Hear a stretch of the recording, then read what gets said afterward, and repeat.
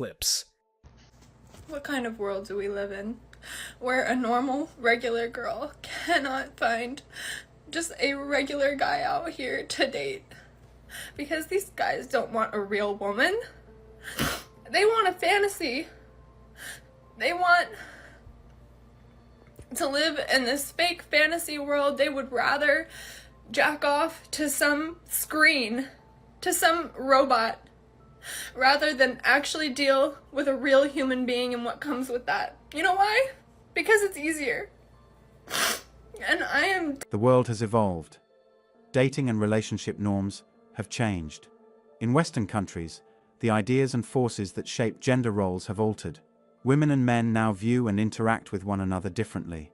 Women now have more power than ever, but they also have more rights than ever. They mistakenly imagine that achieving financial independence will make them happy, only to discover after the fact that it does not. Because they are aware that they live in a society that does not give them the benefit of the doubt, men are now avoiding partnerships with women. In other words, males have concluded that investing time, effort, and resources into significant relationships with women is not worthwhile. We can see that this situation won't last for very long, but for now, let's focus on some of the specifics. 3/4 of the jobs lost during the Great Recession were held by males, and the majority of them were in the industrial and manufacturing sectors. There's also a weird belief that office-based jobs are more important than labor-intensive manufacturing jobs.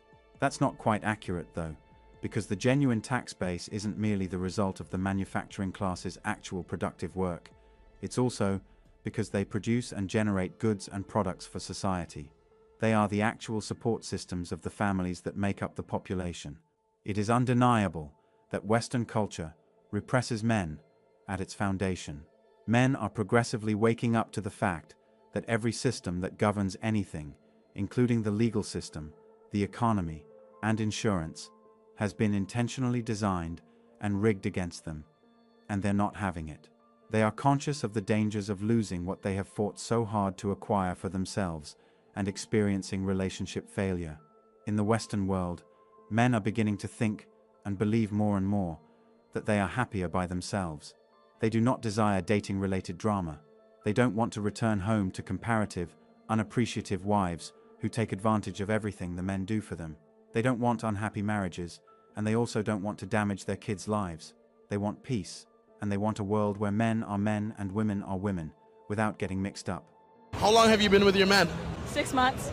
How does he feel about you coming out dressed like, how you are? So it feels like a little bit of a pointed question, but he trusts me and I trust him, so Did you guys ever have a conversation beforehand? yes. Yeah. What'd you guys discuss? It was more of like I'm going to do this, but I trust your input, so I'm going to let you know. But in the end of the day, it's like we are our own people, so I'm going to do what I think is best for myself and for our relationship. People will sexualize you for what you look like when you have a certain body type, no matter what you wear. So you might as well own it, you might as well be confident about yourself, but it doesn't necessarily convey that you're on the market or that you're looking for a guy. It's just you having fun with your girls, so. Based on how she's dressed, do you think that she's single or in a relationship? Oh, single, for sure. And therein lies the issue. Just flush your independence down the toilet because you can't do whatever the heck you want once a woman is up under you, especially if you're married and have children. If you pick a wife over a lifetime, forget about independence. You will have to labor continuously to maintain everyone's happiness in the home, and that is the price you must be willing to pay. Men who are single can enjoy peace, quiet, and freedom, which is the second factor that makes them happier. I'm sorry to break it to you, but once you have a woman, you can never have peace, quiet, or freedom. It's practically impossible since contemporary women are unwilling to give a man any of these things and are unaware of how to do it. You can never find serenity with all the yapping and nagging that women do because they don't know when and how to keep their mouths shut. Women love to chatter and incite trauma so they can test you and see whether you're strong. When you wade through the thousands of fake profiles, bots, scammers, and catfish, and finally get a real woman to meet up with you in person, 90% of the time she is loud, obnoxious, and combative. Not worth it, guys. How is the generation that grew up with the internet the most dumb, distracted, and ill-informed, even though they have access to humankind's greatest repository of information of all time. Here's the thing. People complain about what the internet and especially social media have done to people. But I say it's a good thing. Yes, it's painful, but we're learning important stuff. Like many women are strong potential narcissists. Almost all of them are attention junkies. And once you know this, it desensitizes you and enables you to make better choices. There's a reason so many women are dating coaches, and so few are marriage coaches. It takes no effort to get a date as a woman, but they fail miserably at getting married. What's the saying? Never trust a skinny chef? And asking advice about relationships from women is like getting financial advice for a drug-addicted homeless man. Social media has had a significant impact on how men and women view relationships.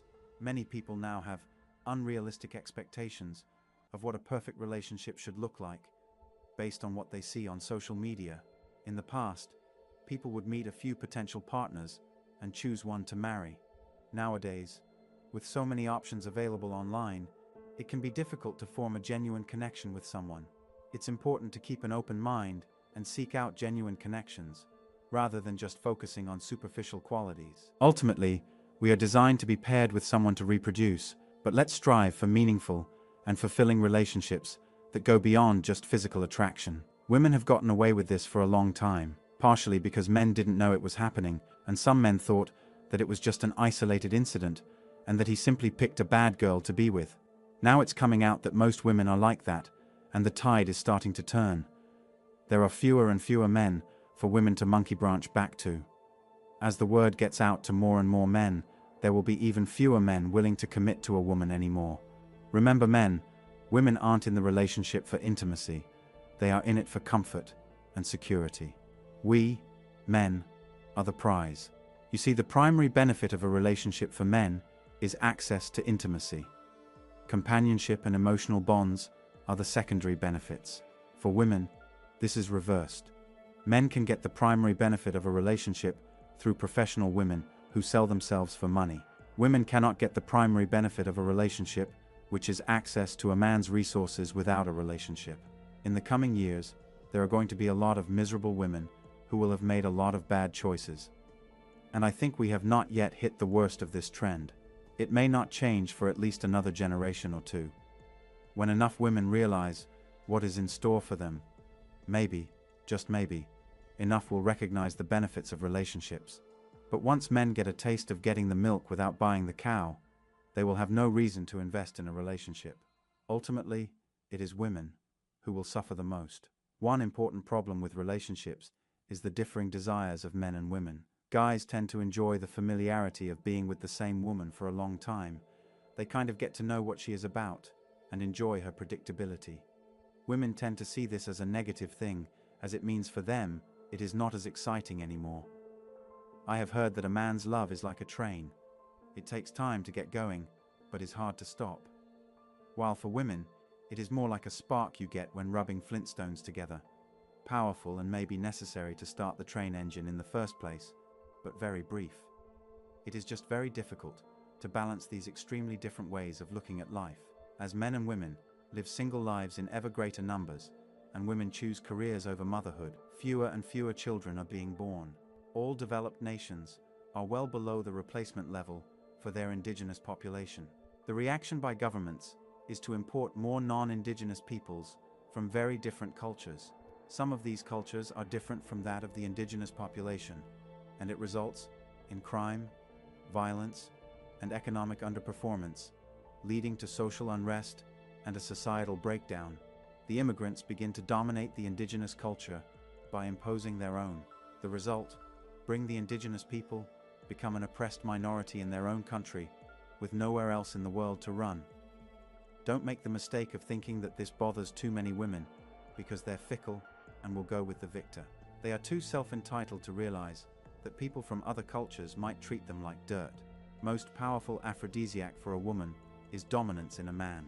Perhaps men will have to start choosing partners using a very different set of criteria than they relied on before.